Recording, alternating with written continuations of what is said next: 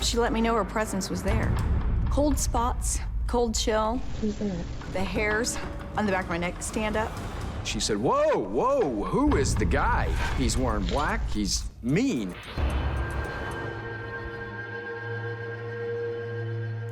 Good to see you. Thank you. You're next. My ghost story began when I bought the Gaslight Inn and found out it was haunted. Come on down here, I saved you a seat, huh? The place has a great history there. Used to be a John Dillinger hangout. You can actually see bullet holes in an old fireplace. It's been a tavern on and off now for 100 years. It's a historical kind of speakeasy. The parking lot of the Gaslight Inn backs up to an old cemetery. So you have all that energy with the cemetery there, so it's a little spooky. There's 40 or 50,000 people buried there. Not everybody that's buried is probably a good person. Nobody goes in the basement. And especially my kitchen manager, Steve. Just strange things happen down there. I happened to be doing something that day, and Steve went down. And before, I don't know, 3 to 5 minutes, Joe, help, I can't move. And so I run down there like maybe he fell or something hit him, and he just kind of stuck walking. He said, man, the pressure's so heavy, I need some help. And so I had to literally pull him to the stairs, and then we both went up, and it was gone. And he won't go back down now. Just makes me feel weird. Spooks me out.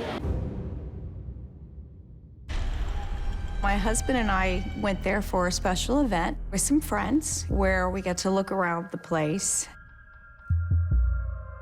We went down into the basement. We were down there to shoot video. When you go down in the basement, you can feel heaviness.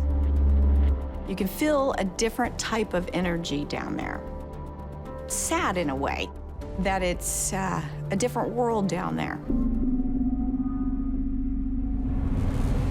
When I first saw the video, it was astonishing, because then I really knew that there's proof. I'm freezing to death right here. It's cold, that's for sure. One of my friends is an intuitive, where she gets feelings and can pick up on emotions and energies from spirits. That again. Now they're using this thing.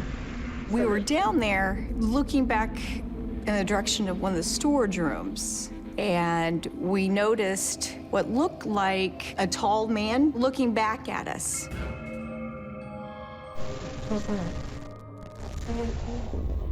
You can see the outline of his suit, his black lapels, you can see his white collar. So that reiterated my nervousness to go downstairs. I was in the Marine Corps 7 years. I teach martial arts, and it made me think about that there's a dimension out there, there's something out there. Of course, you need to have an open mind if you're gonna believe in anything. My friend had picked up on the name of John, who was the gentleman, and Heather, who was the little girl. There's a little girl right there. See it on the left. Yes, See that's it? what I was See thinking. it? Is that Heather? She was kind of shy. She would poke her head in and out of one of the storage rooms, like she wanted to kind of talk to us, curious about us, but then kind of jerk back a little bit. Yeah, did you see that? What she did it? She's popped in a shadow and just got like chilling away. Man, I'm freezing now. Goosebumps. Heather. See Is her? that you? Were you It just upstairs popped playing in. with us? Do you see it? I was taken back a little bit that there would be a little girl spirit there. We just started talking to her. You could tell that the energy in the room was a lot stronger and kind of electrified, if you would say. Man, I'm freezing now. I am Goosebumps. too. As a mother of 4, Melissa seemed really drawn to the little girl. She's probably 4 or 5 years old. Would you like me to leave some for you? It kind of was upsetting to think of a little girl who's there without her mother or her father, kind of trapped in this building. You can see John appear, and then you can see Heather appear behind him. And then she disappears, and it almost seems like he's holding her back. I believe that John is the dominant spirit that's present there. You can tell he is the master of the basement. I believe that he maybe holds the other spirits there. It was astonishing because then I really knew that there's proof. We've got spirits here, and it just, wow, it just gave me a cold chill. I'm thinking, okay, what would a little girl like? All little girls like dolls. So I went to go out and get her a doll. That doll has been sat up. Next day it's laid down, then it's sat up again, and nobody goes in that room.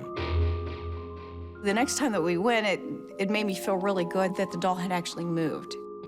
Really warms my heart to know that she's interacted with the doll and she realizes this is hers, and something to give her comfort. When it was time to leave, I made my way back downstairs again by myself. I told Heather, I want to say goodbye. It's time for me to leave. And I want you to know, sweetheart, that I'll think about you and that you are in my prayers. And I appreciate you interacting with me and letting me know that you are here. And I thank you for that. When I saw the video that we took in the basement, I was kind of shocked, but I was also relieved that there was documentation and proof that, you know, it wasn't all in my head, that she was there and that John was there. I had to kind of smile a little bit to myself because I did see in the video where she'd pop her head in a little bit and look back out. So it reaffirmed to me that she's a little shy but curious at the same time.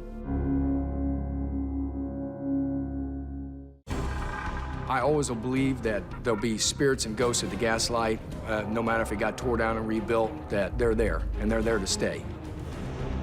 You know, knowing that Heather is there and that for whatever reason her spirit is trapped, it's a tragedy. I wish there was some way I could help her, reunite her with her family, to bring that peace or to somehow help her cross over. I wanted her to be happy. I'm happy to own the Gaslight, but after all this,